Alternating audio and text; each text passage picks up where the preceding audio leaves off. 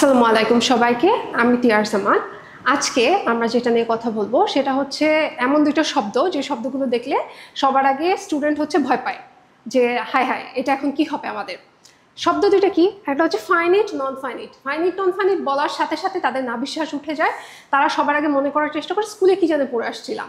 তারা প্রত্যেক বছর স্কুলে পড়ে এবং প্রত্যেক বছর স্কুল যখন শেষ হয় তখন স্কুলের সাথে সাথে এই দুটো শব্দ শেষ হয়ে যায়। এই দুটো শব্দ দিয়ে কি বুঝায়, কি হয়, এই দুইটা শব্দ দুইটার ডিফারেন্সটা কি, এই সম্পর্কে তারা স্কুলের প্রত্যেকটা ক্লাস যেভাবে পার হয়ে চলে আসে ওই নলেজটাও তাদের মাথা থেকে একদম ওভাবেই পার হয়ে চলে যায়। তাহলে আজকে আমরা এমনভাবে জিনিসটা দেখব যেন এটা আমাদের মনে থাকে, ঠিক আছে? তাহলে আমরা একটু দেখি যে ফাইনিট নন ফাইনিট জিনিসটা আসলে কি। আমরা যদি একটু ডায়াগ্রামটা দিকে দেখি তাহলে আমি কি দেখব, অর্থ প্রকাশের ভিত্তিতে ভার্বের ক্লাসিফিকেশন। একটা হচ্ছে ফাইনিট ভার্ব বা সমাপিকা ক্রিয়া, আর একটা হচ্ছে নন ফাইনিট ভার্ব বা অসমাপিকা। কেন বাংলাটা অ্যাড করা? কারণ বাংলা যেহেতু আমাদের মাতৃভাষা, বাংলায় কথা বললে বাংলায় কেউ যদি বুঝায় সেক্ষেত্রে আমাদের জিনিসটা বুঝতে সুবিধা হয়। সেজন্য আমি চেষ্টা করছি যেন বাংলা এবং ইংলিশ সাইমালটেনিয়াসলি দেখায় এই জিনিসটা যেন আপনি বুঝতে পারেন এবং মনে রাখতে পারেন, এরকম একটা ফরম্যাটে নিয়ে আসা। আচ্ছা, আমরা এখন একটু খেয়াল করি কি লেখা, অর্থ প্রকাশের ভিত্তিতে। এটার মানেটা কি? আমরা যখন কোনো কথা বলি বা কোনো একটা সেন্টেন্স বলি সেই ক্ষেত্রে আমরা কি চেষ্টা করি, আমি একটা কথা বলতে চাচ্ছি সেটা তো অর্থপূর্ণ হতে হবে। এখন সেই সেন্টেন্সটাতে সেন্টেন্সের সম্পূর্ণ অর্থ প্রকাশ পাচ্ছে নাকি পাচ্ছে না, পাইলে কি হবে, না পাইলে কি হবে, এইটার বেসিসে দুই ভাগে ভাগ করা যায় ভার্বটাকে। একটা হচ্ছে ফাইনিট ভার্ব, একটা হচ্ছে নন ফাইনিট ভার্ব। আমরা এখন এটার এক্সপ্লেনেশনটা একটু দেখব। এখন ইজিলি অনেকেই আছে বাংলায় বেটার বুঝতে পারে, সে তার জন্য এইভাবে লেখা যে ক্রিয়াপদ দ্বারা একটা বাক্যের অর্থ সম্পূর্ণরূপে প্রকাশিত হয়। আচ্ছা, বোঝা যাচ্ছে যে সেন্টেন্সটার ফুল অর্থ যেটা আছে সেটা কমপ্লিট হবে। আমরা একটু এটার এক্সাম্পলটা একটু দেখব। আমি যখন দেখতেছি হি লাইকস মানে কি, সে পছন্দ করে। কি কি আছে এখানে? Subject and verb. আমরা এখানে কি দেখবো, এখানে আছে হচ্ছে সাবজেক্ট, এখানে আছে হচ্ছে ভার্ব।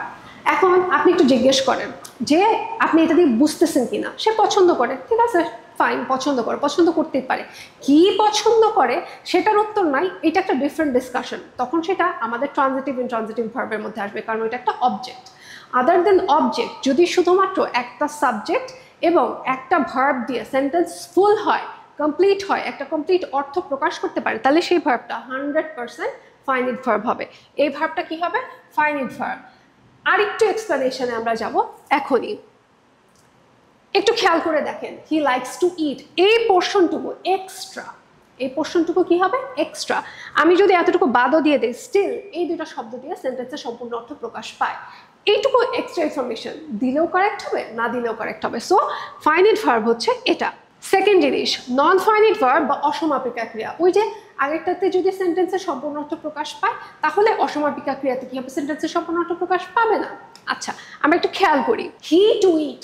এখন যদি আমি এতটুকু বলি হি টু ইট, আপনি এটা শুনেই বুঝতে পারবেন এটা তো হয় না কিছু। হি টু ইট মানে কি?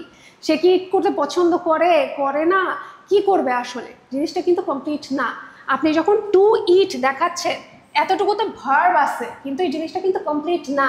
আপনি কি বলতে চাচ্ছেন সেটা আমি বুঝতে পারতেছি না। আপনি কি বলতে যাচ্ছেন সেই জিনিসটা ক্লিয়ার না। যেহেতু এটা ক্লিয়ার না এবং কমপ্লিট না, এই ভার্বটা হবে নন ফাইনিট ভার্ব। এই ভার্বটা হবে নন ফাইনিট ভার্ব।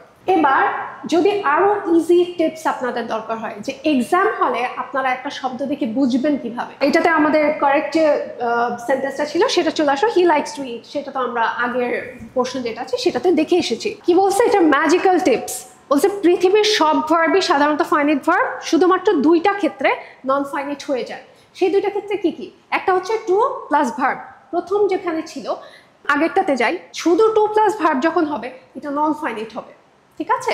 কারণ এর আগে কিছু নাই, এর আগে আরেকটা ভার্ব আমার লাগবে। শুধু টু প্লাস ভার্ব দিয়ে এটা আমার কোনোভাবেই ফাইনিট হবে না, this is going to be non finite. আরেকটা জিনিস কি বলছে, ভার্বের সাথে আইএনজি বা ভার্বের পাস্ট পার্টিসিপল ভি3 কোনটা? আপনারা একটু মনে করে দেখেন, আমাদের বইয়ের মধ্যে একটা ওয়ার্ড থাকতো এরকম ভার্বের বেস ফর্ম, তারপর এটা প্রেজেন্ট, পাস্ট পার্টিসিপল। এই যে 3 নাম্বার লাইন যেটা present past participle, that is called ভি3। এটা বোঝানোর জন্য এখানে ভি3টা লেখা। এটা হবে কি? Past participle. এটার আগে যদি am, is, are, was, were মানে এই ধরনের অক্সিলারি ভার্বস যদি না থাকে তাহলে সেটা কি হবে? সেটা নন ফাইনিট ভার্ব হয়ে যাবে। জিরান্ড পার্টিসিপল নন ফাইনিট এটা এইভাবেই হয়।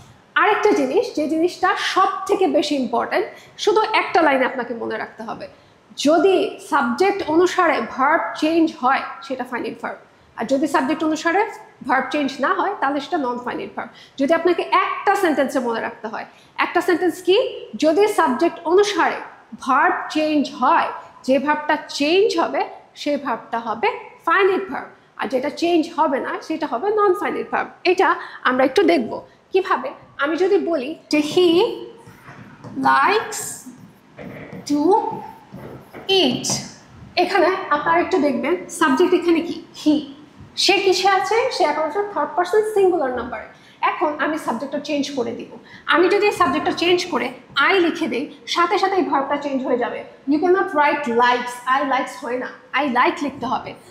বাট এই যে টু ইটের যে পোর্শনটা, টু ইটের যে পোর্শনটা, দিস রিমেইনস আনচেঞ্জড, এটাতে কোনো ধরনের চেঞ্জ আসবে না। যেখানে চেঞ্জ আসবে ওইটা finite verb, this gets changed, so this is the finite verb. This doesn't get changed, this is the non finite verb. So আপনাকে যদি একটা সেন্টেন্সে মনে রাখতে হয়, আপনাকে মনে রাখতে হবে দ্য মোমেন্ট আপনি সাবজেক্ট চেঞ্জ করে দিবেন, সাবজেক্টের সাথে যে ভার্বটা চেঞ্জ হবে সেই ভার্বটা ফাইনাইট ভার্ব আসবে, আর যে ভার্বটা চেঞ্জ হবে না that is going to be non finite verb.